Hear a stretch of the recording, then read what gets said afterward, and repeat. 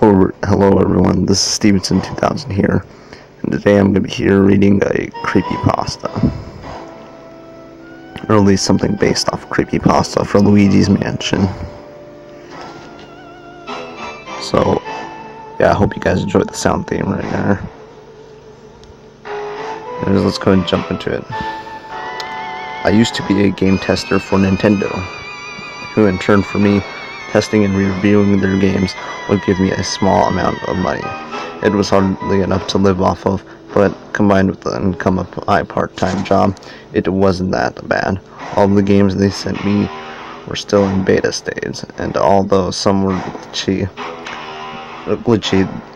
they were all fun to play. But when Nintendo sent me a package that contained a GameCube, it both shocked and excited me. Take note, this was in the middle of February 2001, but about 7 months prior to its official release. I had tested Star Fox 64 and Pokemon Red and Blue all before they were released in the United States, but never a prototype of a console. I was amazed to say the least. I frantically hooked up the GameCube to my TV, a task that was made much harder by my hands shaking out of excitement. Before I turned it on, I realized that I had felt the controller in the box. I reached back into the box, feeling for a controller of some sort, when my hand felt something flat and rectangular. I grabbed it and pulled my hand back out. It was a game. This really surprised me. A game for a console that wasn't even finished must still have a lot of development to go through before it's anywhere close to being complete. The game's case said Luigi's Mansion, and beta was written under it in what looked like marker, and the disc was pure white. Could barely contain my excitement. I grabbed the controller out of the box and that I had been looking for earlier, popped the disc into the GameCube and pressed the power button. The console did not have a loading screen and simply went straight to the play game option. I selected it, the game started up, I could hardly wait. A cutscene played showing Luigi walking down a dark path. I quickly noticed that the game's graphics were dreary and depressing. Luigi then stops and glances down at a map, which shows a large, bright and cheery looking mansion. He continues down the path and finally reaches the mansion, which looks nothing like the one on the map. It looks very dark and intimidating. Luigi walks up to the front door and knocks with a shivering hand. The door creaks open and he slowly walks inside. The game then switches to a third person, and now I can control Luigi. I have to say the game's main theme was very unnerving. The word foyer appeared on the top left corner of the screen.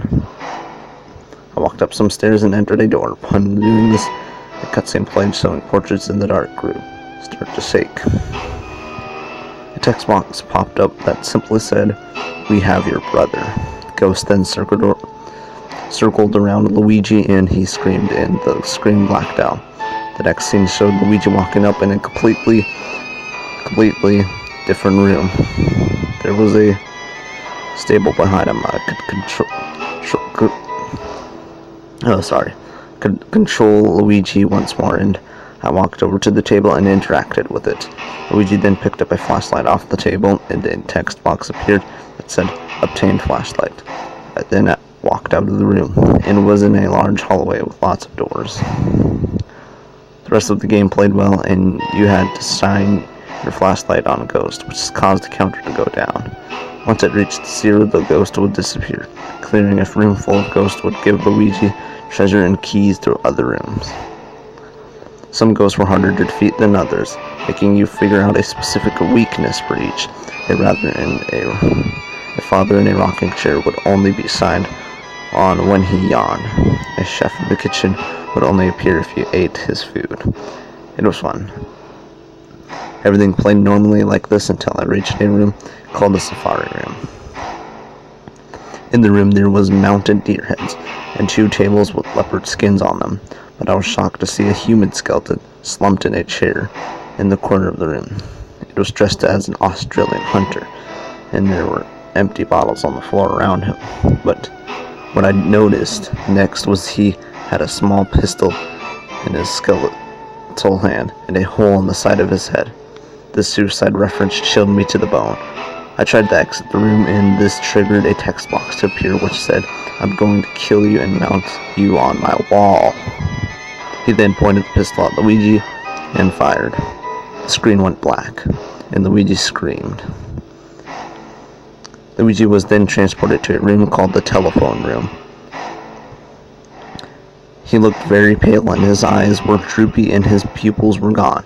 He was walking slowly, and with that, he seemed took a lot of effort.